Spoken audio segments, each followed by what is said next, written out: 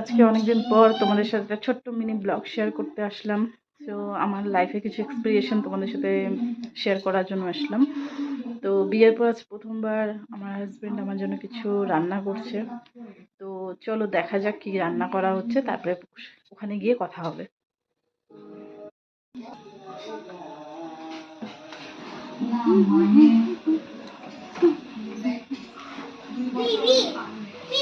এটা আমার ছেলে, বড় বড় হয়ে গেছে আমার ছেলে, বিয়েতে পাওয়া। তো এই যে আমার বড়মশাই, কি রান্না হচ্ছে? মাটন। বাহ, লাল লাল জুসি মাটন। মাটনটা তো সেই সুন্দর দেখতে হয়েছে, এখনই তো জিভে জল চলে আসতেছে।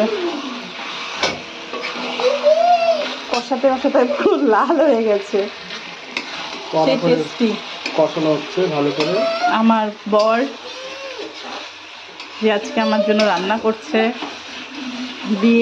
আমাদের বিয়ে 21 দিন হলো, 21 দিন পর আমার জন্য রান্না করছে। আর 21 দিনের মাথায় বলতে গেলে আমাদের বিয়েও হয়েছিল বৃহস্পতিবারে।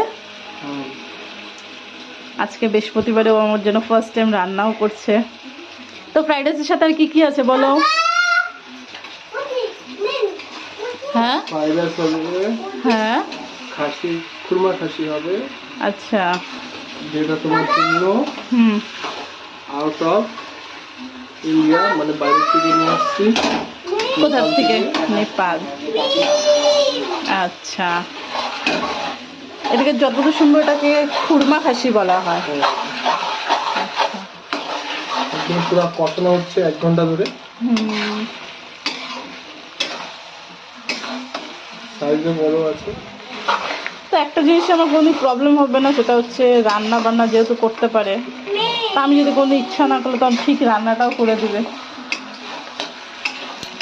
রান্নাটা সেদিনটা করে দেওয়া হবে।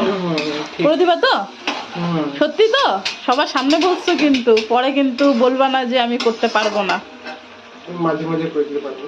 মাঝে মাঝে করে দিতে পারবা তো? বিয়ের প্রথম প্রথম সবাই বলে, তারপরে তো 1-2 বছর কে রান্না করে। এটা আজ থেকে 12 বছর আগে বলছিলাম, মেমোরি লস হয়ে গেছে।